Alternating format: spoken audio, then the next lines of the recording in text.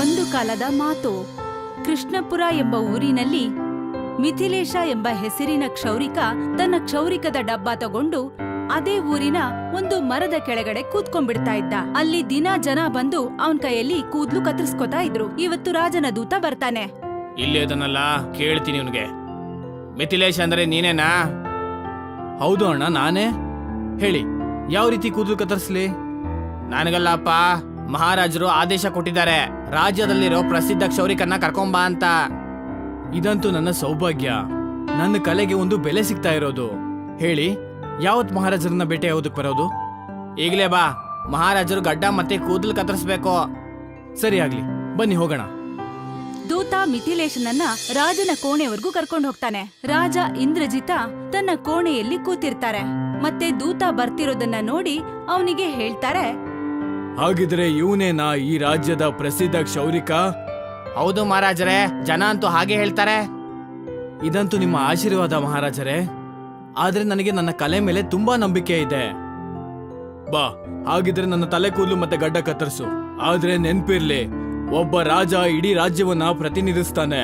ಮತ್ತೆ ಆ ಕಾರಣದಿಂದಾಗಿ ಅವನು ಮುಖ ಸುಂದರವಾಗಿ ಕಾಣಿಸ್ಬೇಕು. ನಾನು ಎಚ್ಚರಿಕೆ ವಹಿಸ್ತೀನಿ ಮಹಾರಾಜರೇ. ಮಿಥಿಲೇಶ್ ರಾಜನ ಕೂದಲನ್ನ ಕತ್ತರಿಸಕ್ಕೆ ಶುರು ಮಾಡ್ತಾನೆ. ಅದರ ಜೊತೆಗೆ ಸಾಕಷ್ಟು ಮಾತುಗಳನ್ನು ಆಡ್ತಾನೆ. ರಾಜನಿಗೆ ಅವನ ಮಾತುಗಳು ಮತ್ತೆ ಅವನ ಕೆಲ್ಸ ಎರಡೂ ಕೂಡ ತುಂಬಾ ಸಂತೋಷ ಕೊಡುತ್ತೆ. ವಾ, ಅತಿ ಅದ್ಭುತ. ನೀನಂತೂ ನಿಜವಾಗ್ಲೂ ಒಬ್ಬ ಉತ್ತಮವಾದ ಕ್ಷೌರಿಕನೇ. ಇನ್ ಮುಂದೆ ಪ್ರತಿ 15 ದಿನ ನೀನ್ ಇಲ್ಲಿಗೆ ಬಂದು ಹೋಗ್ಬೇಕಾಗುತ್ತೆ. ಮತ್ತೆ ನನ್ನ ತಲೆ ಕೂದಲನ್ನ ಕತ್ತರಿಸ್ಬೇಕು. ನಿಮ್ಮ ಆಜ್ಞೆ ಮಹಾರಾಜರೇ.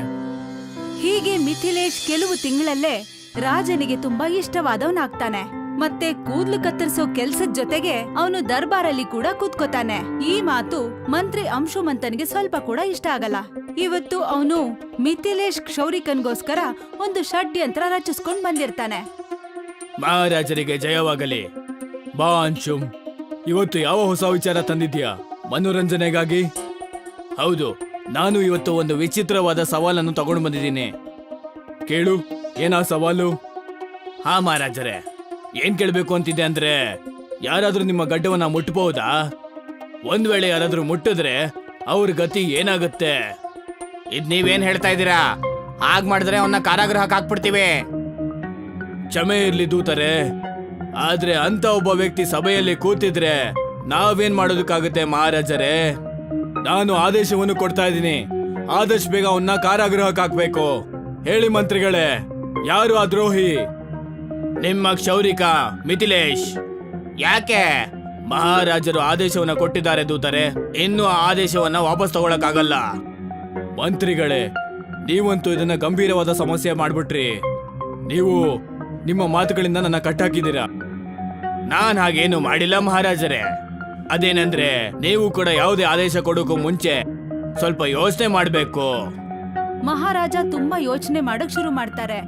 ಒಂದ್ ಕಡೆ ತಮ್ಮ ಮಾತಿಗೆ ಪುಷ್ಟಿ ಕೊಡದೆ ಇರೋಂಥದ್ದು, ಇನ್ನೊಂದು ಮಂತ್ರಿಯ ಮಾತನ್ನ ಒಪ್ಕೊಳಕ್ಕಾಗದೆ ಇರೋಂಥದ್ದು. ಮಹಾರಾಜರೇ, ನೀವ್ಯಾಕೆ ನಿಮ್ಮ ಆದೇಶವನ್ನ ವಾಪಸ್ ತಗೊಳ್ತಾ ಇಲ್ಲ? ನೀವು ಮಹಾರಾಜರು ತಾನೇ. ಇದ್ ನೀನೇನು ಹೇಳ್ತಾ ಇದ್ಯಾ? ಯೋಚನೆ ಮಾಡಿ ಮಹಾರಾಜರೇ, ಈ ಆದೇಶ ಮುಂದೆ ನಿಮ್ಗೆ ದೊಡ್ಡ ತೊಂದರೆ ಆಗ್ಬಹುದು. ಏನ್ ನಿನ್ ಮಹಾರಾಜರಿಗೆ ಧಮಕಿ ಆಗ್ತಾ ಇದ್ಯಾ? ಇಲ್ಲ ಇಲ್ಲ ಇಲ್ಲ ಮಹಾರಾಜರೇ, ನಾನು ಈ ರಾಜ್ಯದ ಒಬ್ಬ ನಾಗರಿಕನಾಗಿ ನ್ಯಾಯ ಕೇಳ್ತಾ ಇದ್ದೀನಿ. ನೀನೇನ್ ಹೇಳ್ಬೇಕು ಅಂತಿದ್ಯಾ? ಮಹಾರಾಜರೇ, ಏನಂದ್ರೆ ನೀವು ಯಾವ ಕೆಲ್ಸಕ್ಕೆ ನನಗೆ ಶಿಕ್ಷೆ ಕೊಡ್ತಾ ಇದ್ದೀರಾ ಅಂದ್ರೆ, ಕ್ಷೌರ ಮಾಡೋದು ನನ್ನ ಕೆಲ್ಸ, ನೀವ್ ಅದನ್ನ ಬಿಟ್ಬಿಡು ಅಂತ ಹೇಳ್ತಾ ಇದ್ದೀರಾ. ನಾನು ಏನ್ ಹೇಳ್ತಾ ಇದ್ದೀನಿ ಅಂದ್ರೆ, ಇನ್ನೂ ತುಂಬಾ ಜನ ಇದ್ದಾರೆ, ಅವ್ರಿಗೂ ಕೂಡ ಶಿಕ್ಷೆ ಆಗ್ಬೇಕು.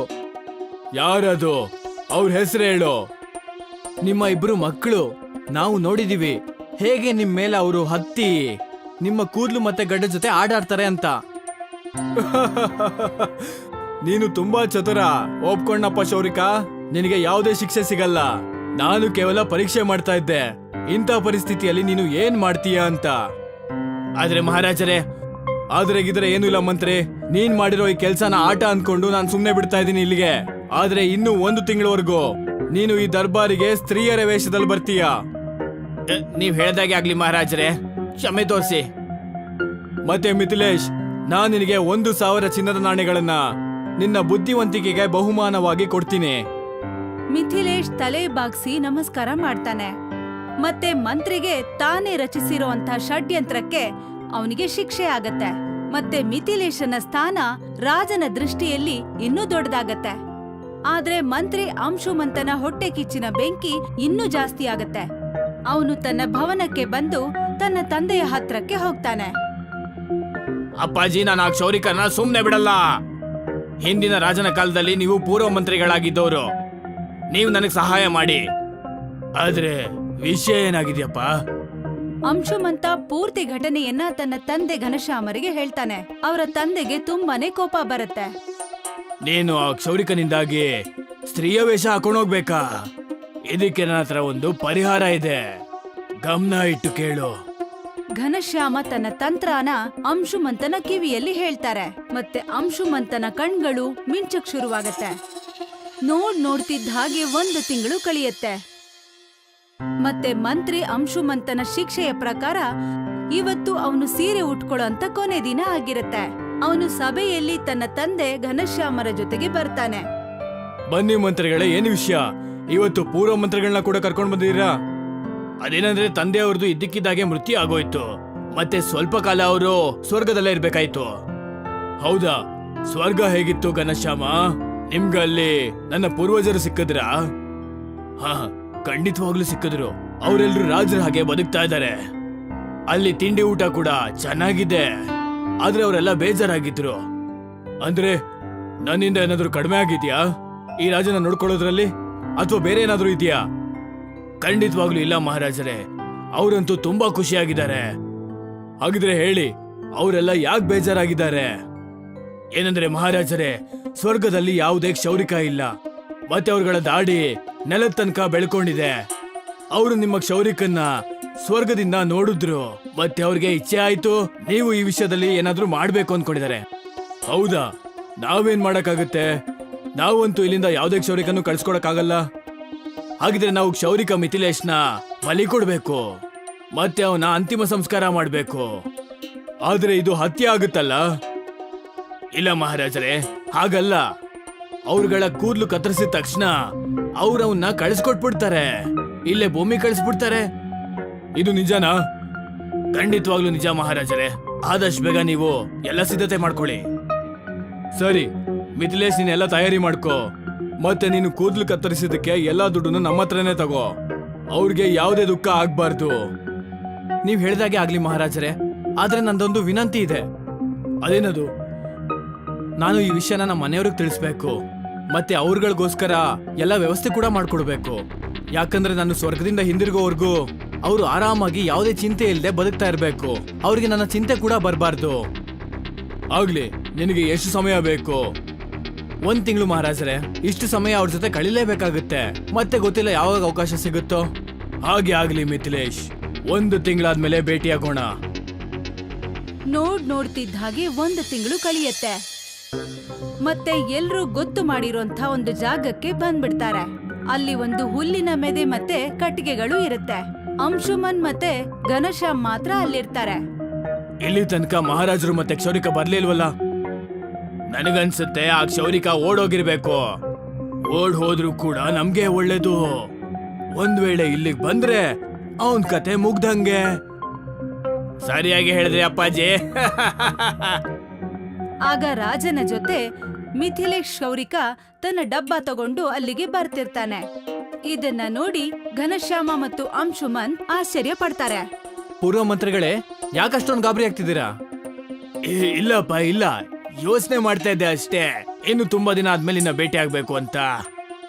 ಮಹಾರಾಜರೇ, ನೀವೇ ಬೆಂಕಿ ಹಚ್ಚಿ, ನಾನೀಗ ಈ ಹುಲ್ಲೊಳಗಡೆ ಹೋಗ್ಬಿಡ್ತೀನಿ. ಮಿಥಿಲೇಶ್ ಆ ಹುಲ್ಲಿನ ಮೆದೆಯಲ್ಲಿ ಹೋಗ್ಬಿಡ್ತಾನೆ. ಮತ್ತೆ ಮಹಾರಾಜ ಸ್ವಲ್ಪ ಸಮಯದಲ್ಲೇ ಬೆಂಕಿ ಹಚ್ತಾರೆ. ಅದೇ ಆಶ್ಚರ್ಯದ ಮಾತು ಏನಂದ್ರೆ ಯಾರ ಶಬ್ದ ಕೂಡ ಬರೋದಿಲ್ಲ. ಮತ್ತೆ ಹೇಗನ್ಸತ್ತೆ ಅಂದ್ರೆ ಬರೀ ಹುಲ್ಲಿನ ಮೆದೆ ಸುಡ್ತಾ ಇದೆ ಅಂತ. ನೀನು ಸರಿಯಾಗಿ ಹೇಳ್ತಿದ್ದೆ ಅನ್ಸುತ್ತೆ ಘನಶ್ಯಾಮ್. ಈಗ ಮಿಥಿಲೇಶ್ ಸ್ವರ್ಗದಲ್ಲಿರೋ ನನ್ನ ಪೂರ್ವಿಕರ ಕೂದಲು ಕತ್ತರಿಸ್ತಾನೆ. ಖಂಡಿತವಾಗ್ಲು ಮಹಾರಾಜರೇ, ಇದು ತುಂಬಾ ಆನಂದವಾದ ವಿಷಯ. ಮಹಾರಾಜ ತುಂಬಾ ಸಂತೋಷದಿಂದ ಇದ್ರು. ಅದ್ರ ಜೊತೆಲಿ ಅಂಶುಮಂತ ಮತ್ತೆ ಅವನ ತಂದೆ ಕೂಡ. ಆದ್ರೆ ಇಬ್ಬರ ಸಂತೋಷಕ್ಕೆ ಕಾರಣ ಬೇರೆ ಆಗಿತ್ತು. 3 ತಿಂಗಳುಗಳು ಕಳಿಯತ್ತೆ. ಆದ್ರೆ ಇಲ್ಲಿವರೆಗೂ ಕ್ಷೌರಿಕ ವಾಪಸ್ ಬರೋದಿಲ್ಲ. ರಾಜನಿಗೆ ಚಿಂತೆ ಶುರುವಾಗತ್ತೆ. ಅವರು ಮಂತ್ರಿ ಮತ್ತೆ ಅವನ ತಂದೆ ಘನಶ್ಯಾಮ್ರನ್ನ ಕರೆಸ್ತಾನೆ. ಮಹಾರಾಜರ ಮೀಸೆ ಮತ್ತು ಗಡ್ಡ ತುಂಬಾ ಬೆಳೆದಿರತ್ತೆ, ಯಾಕೆಂದ್ರೆ ಅವರು ಈಗ ಬೇರೆ ಯಾವ ಕ್ಷೌರಿಕನ ಹತ್ರನೂ ಕೂದ್ಲು ಕತ್ತರಿಸ್ಕೊಳ್ಳೋದಕ್ಕೆ ಒಪ್ಪಲ್ಲ. ಮಹಾರಾಜರಿಗೆ ಜಯವಾಗಲಿ, ಮಹಾರಾಜರಿಗೆ ಜಯವಾಗಲಿ. ಈಗ ಕ್ಷೌರಿಕ ಇನ್ನೂ ಯಾಕೆ ವಾಪಸ್ ಬಂದಿಲ್ಲ? ಇಷ್ಟೊತ್ತಾಗ್ಲೇ ಅವನು ವಾಪಸ್ ಬರ್ಬೇಕಾಗಿತ್ತು. ಬಹುಶಃ ಅವನಿಗೆ ಸ್ವರ್ಗ ತುಂಬಾ ಇಷ್ಟ ಆಗಿರ್ಬೇಕು ಮಹಾರಾಜರೇ. ನಾನು ಕ್ಷೌರಿಕನಿಗೋಸ್ಕರ ಕಾಯ್ಕೊಂಡು ಕೂದಲು ಕತ್ತರಿಸಲೇ ಇಲ್ಲ. ಗೊತ್ತಿಲ್ಲ ಅವನು ಅಲ್ಲಿ ಏನ್ ಮಾಡ್ತಾ ಇದ್ದಾನೆ ಅಂತ. ಪರವಾಗಿಲ್ಲ ಮಹಾರಾಜರೇ, ನೀವು ಇನ್ನೊಬ್ಬ ಕ್ಷೌರಿಕನ ಹುಡುಕಿ. ಅಷ್ಟ್ರಲ್ಲಿ ದರ್ಬಾರ್ಗೆ ಕ್ಷೌರಿಕ ಬಂದ್ಬಿಡ್ತಾನೆ.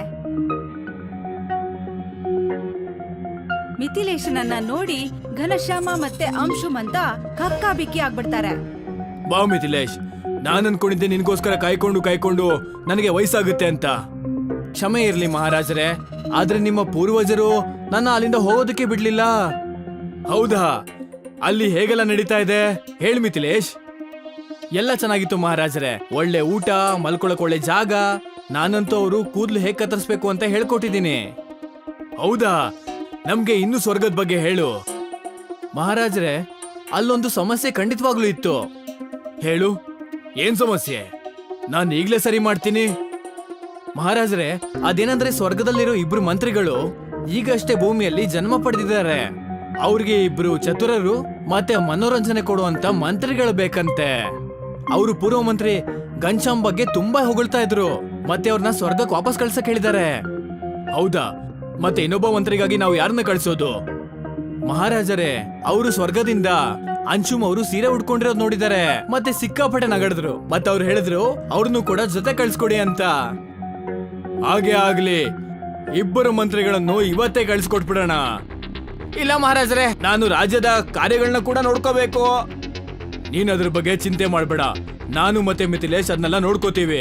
ಮತ್ತೆ ನಿಮ್ಮ ಪರಿವಾರದಲ್ಲಿ ಕೇವಲ ನೀವಿಬ್ರು ತಾನೇ ಇರೋದು, ಹಾಗಿದ್ರೆ ಉಳ್ಕೊಳ್ಳೋ ಯಾವುದೇ ಅವಶ್ಯಕತೆ ಇಲ್ವಲ್ಲ. ಇವತ್ತೇ ನಿಮ್ಮಿಬ್ರನ್ನು ಸ್ವರ್ಗಕ್ಕೆ ಕಳ್ಸ್ಕೊಡ್ತೀವಿ, ಎಲ್ಲ ತಯಾರಾಗುತ್ತೆ. ಇಲ್ಲ ಮಹಾರಾಜರೇ, ಇಲ್ಲ, ಹಾಗೆ ದಯವಿಟ್ಟು ಮಾಡಕ್ ಹೋಗ್ಬೇಡಿ. ನಂದೇನು ತಪ್ಪಿಲ್ಲ, ಎಲ್ಲ ತಪ್ಪು ನಮ್ಮ ಅಪ್ಪಾಜಿ ಅವ್ರದ್ದು. ಅವರೇ ನನ್ಗೆ ಹೇಳಿದ್ದು ಹೀಗೆಲ್ಲ ಮಾಡು ಅಂತ. ಅಯ್ಯೋ, ನೀನು ಮಗನ ಅಥವಾ ಶತ್ರುನ? ಮಿಥಿಲೇಶ್ ಮೇಲೆ ಸೇಡ್ ತೀರಿಸ್ಕೊಳಕ್ಕೆ ನೀನೇ ತಾನೇ ನನ್ನ ಹತ್ರಕ್ಕೆ ಬಂದಿದ್ದು. ನೀವಿಬ್ರು ಇದ್ದಕ್ಕಿದ್ದಾಗ ಏನ್ ಮಾತಾಡ್ತಾ ಇದ್ದೀರಾ? ಮಹಾರಾಜರೇ, ಅದು ಇವರಿಬ್ರು ಏನ್ ಹೇಳ್ತಾರೆ ನಾನ್ ಹೇಳ್ತೀನಿ ಮಹಾರಾಜರೇ. ಅದೇನಂದ್ರೆ ಸ್ವರ್ಗಕ್ಕೆ ಯಾವುದೇ ದಾರಿ ಕೂಡ ಇಲ್ಲ, ಮತ್ ನಾನ್ ಸ್ವರ್ಗ ಕೂಡ ಹೋಗಿಲ್ಲ. ಇವರಿಬ್ರು ಷಡ್ಯಂತ್ರ ಮಾಡಿದ್ರು. ಒಂದು ನಾನು ರಾಜ್ಯ ಬಿಟ್ಟು ಹೋಗ್ಬೇಕಾಗಿತ್ತು, ಇಲ್ಲ ಸತ್ತೋಗ್ಲಿ ಅಂತ. ಆದ್ರೆ ನಾನು ಓಡೋಗಿಲ್ಲ. 1 ತಿಂಗಳ ಸಮಯದಲ್ಲಿ ನಾನು ಆ ಹುಲ್ಲಿನ ಕೆಳಗಡೆ ಒಂದು ಸುರಂಗ ಮಾಡಿದ್ದೆ, ಮತ್ತೆ ಅಲ್ಲಿಂದ ಓಡೋದೆ. ಇದೆಲ್ಲ ಏನ್ ನಾಟಕ ಘನಶ್ಯಾಮ್ ಮತ್ತೆ ಅಂಶುಮ್? ನಿಮ್ಮಿಬ್ರಿಗೂ ಇದಕ್ಕೆ ಕಠಿಣವಾದ ಶಿಕ್ಷೆ ಸಿಗುತ್ತೆ. ನನ್ನ ಮತ್ತೆ ನನ್ನ ಪೂರ್ವಿಕರಿಗೆ ಅಪಹಾಸ್ಯ ಮಾಡಿದ್ದಕ್ಕೆ, ಮತ್ತೆ ಮಿಥಿಲೇಶ್ನ ಸಾಯಿಸೋದಕ್ಕೆ ಷಡ್ಯಂತ್ರ ಮಾಡಿದ್ದಕ್ಕೆ ನಾನ್ ನಿಮ್ಗೆ ಆಜೀವನ ಕಾರಾಗೃಹ ಶಿಕ್ಷೆ ಕೊಡ್ತೀನಿ. ಇಲ್ಲ ಮಹಾರಾಜರೇ, ಇಲ್ಲ ಮಹಾರಾಜರೇ, ಕ್ಷಮೆ ತೋರಿಸಿ ಮಹಾರಾಜರೇ, ಕ್ಷಮೆ ತೋರಿಸಿ. ಇಬ್ರು ಕಿರ್ಚಾಡ್ತಾ ಇದ್ರು, ಆದ್ರೆ ಇಬ್ರು ಸೈನಿಕರು ಅವರಿಬ್ರನ್ನು ಅಲ್ಲಿಂದ ಎಳ್ಕೊಂಡು ಹೋಗ್ತಾರೆ. ಮಿಥಿಲೇಶ್ ಕ್ಷೌರಿಕನ ಬುದ್ಧಿವಂತಿಕೆಯಿಂದ ರಾಜ್ಯದ ಇಬ್ರು ಭ್ರಷ್ಟರಿಗೆ ಶಿಕ್ಷೆ ಸಿಗುತ್ತೆ. ಚತುರ ಕ್ಷೌರಿಕನ ಬುದ್ಧಿವಂತಿಕೆಗೆ ಖುಷಿಯಾಗಿ ರಾಜ ಅವನಿಗೆ ಸಾಕಷ್ಟು ಒಡವೆ ಮತ್ತು ಚಿನ್ನಾಭರಣಗಳನ್ನ ಕೊಡ್ತಾರೆ. ಈ ಘಟನೆ ಆದ್ಮೇಲೆ ಮಿಥಿಲೇಶ್ ರಾಜನಿಗೆ ತುಂಬಾ ದೊಡ್ಡ ಸಹಾಯಕನಾಗ್ಬಿಡ್ತಾನೆ.